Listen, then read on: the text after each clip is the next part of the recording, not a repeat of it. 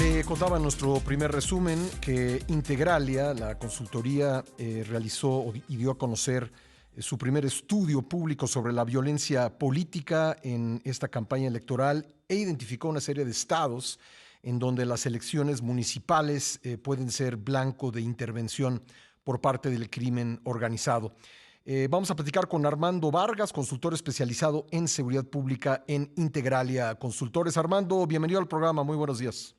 Muy buenos días, Pascal. Un saludo para toda tu audiencia. Bueno, como ustedes detallan en el estudio, esta será pues la elección más grande en la historia moderna del país y habrá pues un gran número de presidencias municipales, de ayuntamientos en juego. Prácticamente todos los estados del país tendrán una elección de presidentes municipales, de ayuntamientos, y esto en el contexto del clima de inseguridad que estamos viviendo resulta riesgoso por la participación que pueden tener los cárteles en estos comicios.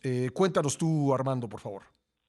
Sí, y totalmente de acuerdo, Pascal. Nosotros advertimos que es muy probable que este proceso electoral se convierta no solamente en el más violento, digamos, en la historia reciente de México. Con violencia me refiero a que haya más ataques, asesinatos y amenazas en contra de funcionarios y aspirantes a cargos de elección popular, sino que también será en donde veremos mayor riesgo de intervención del crimen organizado.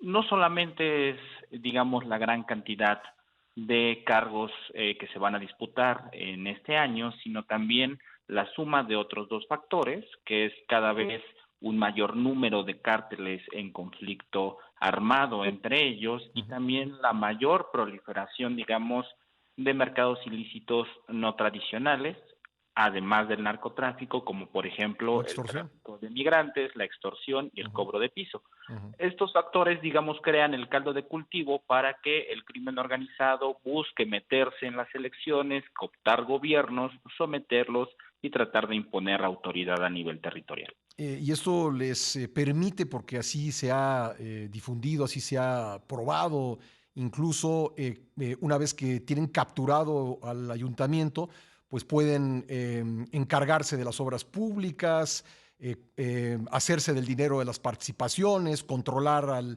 cuerpo municipal de seguridad, de policía cuando éste existe, en fin, una serie de cosas que logra el crimen organizado cuando captura municipios a través de la intervención en elecciones.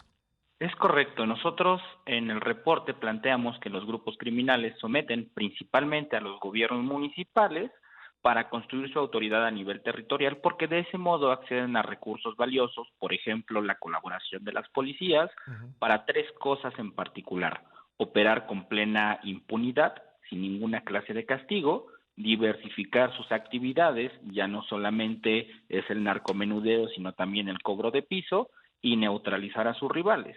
Y esta autoridad, si bien se puede construir en cualquier momento, los procesos electorales les brindan la posibilidad de instaurarla desde el principio de las nuevas administraciones.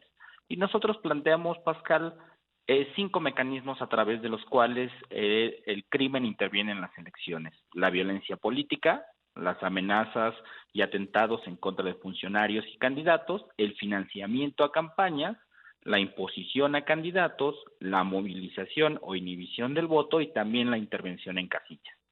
¿Tienen ustedes identificados municipios donde pues no hay, en este contexto no hay oposición? Es decir, nadie se atrevió a postular un candidato a presidente municipal que no sea el favorecido por los grupos delictivos. Sí, y eso me lleva también a comentar el mapa de riesgos que nos hacías el favor de señalar al principio. Nosotros planteamos un mapa de riesgo de intervención del crimen organizado en las elecciones por entidad federativa. Identificamos 5 niveles de riesgo: muy bajo, bajo, medio, alto y muy alto, con base en diferentes factores. Nosotros encontramos 6 entidades con un riesgo muy alto, que son Guerrero, Jalisco, Michoacán, Colima, Chiapas y Morelos. Uh -huh. Ahora, dentro de estas entidades hay municipios que son más o menos riesgosos. Por ejemplo, el caso de Guerrero, que yo diría que está dentro del top 3 de mayor riesgo en este momento. Ujú. En la zona de la Tierra Caliente, Movimiento Ciudadano, las autoridades locales de este partido ya anunciaron que no van a postular a candidatos por miedo al crimen. Mm. Entonces, este es un indicador muy preocupante de que en muchos territorios nuestra democracia está secuestrada por el crimen organizado. Esto es la Tierra Caliente de Guerrero, ¿verdad? Es correcto, al norte de la entidad. Bueno, pues sí, porque se empieza a notar de esa manera, ¿no? Cuando hay pocos candidatos o pocas planillas para el ayuntamiento postuladas, pues si es en un contexto de un estado con violencia, con presencia de grupos delictivos, uno puede por lo menos establecer como hipótesis que la razón por la que hay tan pocos candidatos o planillas registradas es por eso.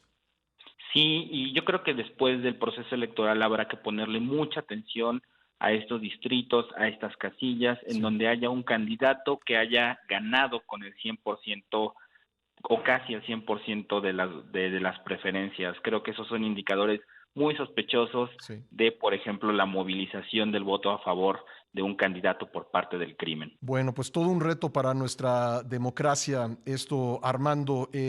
Si nos puedes comentar rápidamente dónde podemos consultar este estudio completo, el primer reporte público de violencia política de Integralia 2024.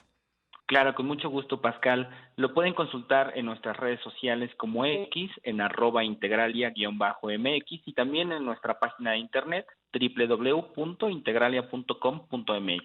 Armando, muchas gracias por estos minutos que nos has dedicado esta mañana. Gracias.